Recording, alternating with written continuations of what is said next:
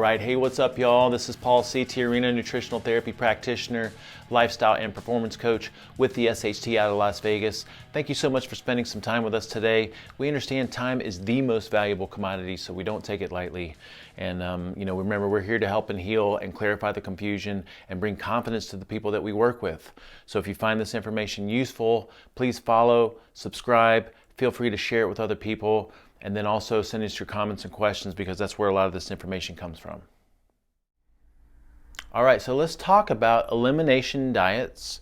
Going without something is basically doing an elimination diet. So we want to understand what an elimination diet is, why we'd want to do it, who it's for, how it works, and when we might want to consider doing it. So an elimination diet is a short-term way of eating that eliminates a specific food or food group for the purposes of noticing how you feel without it, and then also reintroducing with awareness or a specific self-testing protocol so that we can see how that makes us feel and maybe pinpoint specific symptoms that we might be dealing with and which foods are triggering those symptoms, or just to optimize the way we feel in general. All right, now what are the foods worth testing?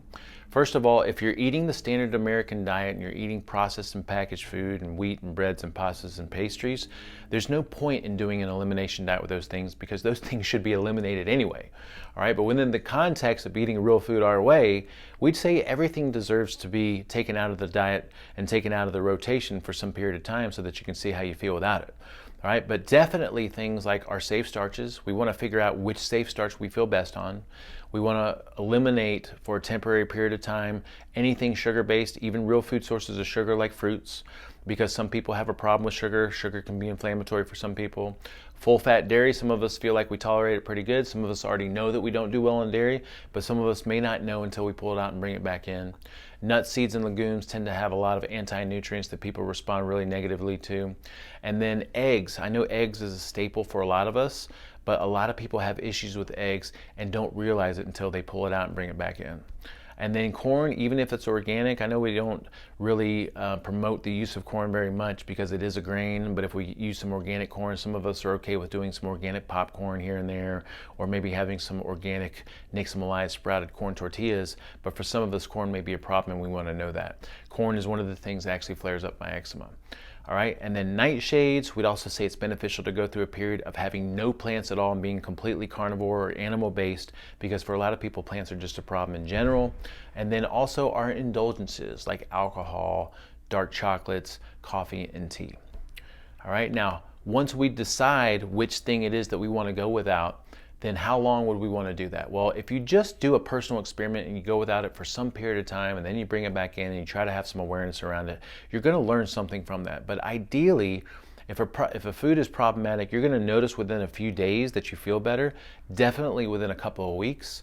And it takes about 3 weeks for the immune system to kind of calm down and rid itself of the symptoms that it was experiencing from a problematic food. So we'd say ideally, if you have the time and the patience for it, you'd want to do this experiment for at least 3 weeks up to a month.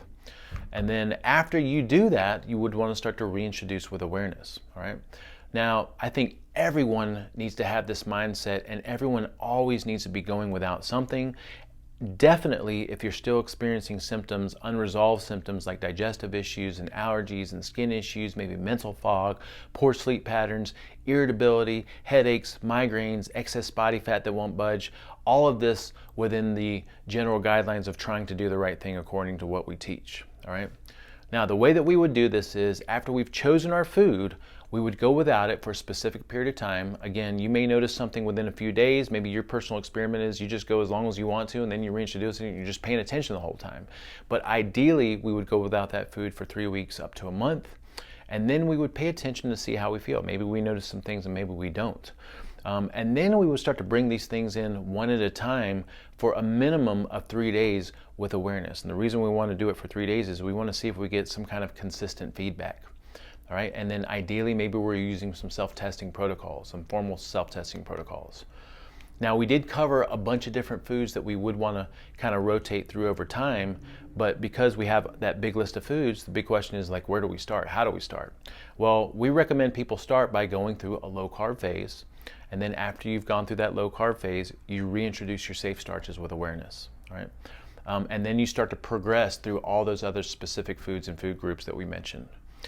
You can go classic autoimmune protocol, which is basically no full-fat dairy, no nuts, seeds, or legumes, no eggs, and no nightshades. I think that's very difficult for a lot of people to do, especially if you have a family and you're trying to make this work in a modern lifestyle. You can also go full carnivore or animal-based, which means no plants.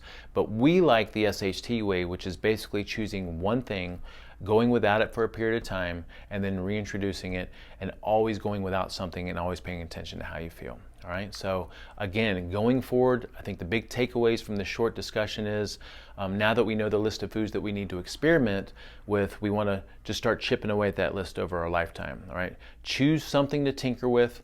Take it out for a little bit, ideally up to 3 weeks, but even if you do your own personal little experiment, you just go without it for some period of time and pay attention to how you feel. I think that's going to be beneficial for most people. Reintroduce with awareness, pay attention to how you feel, maybe move on to some self-testing protocols, and then move on to the next thing and continue to do that over a lifetime. All right?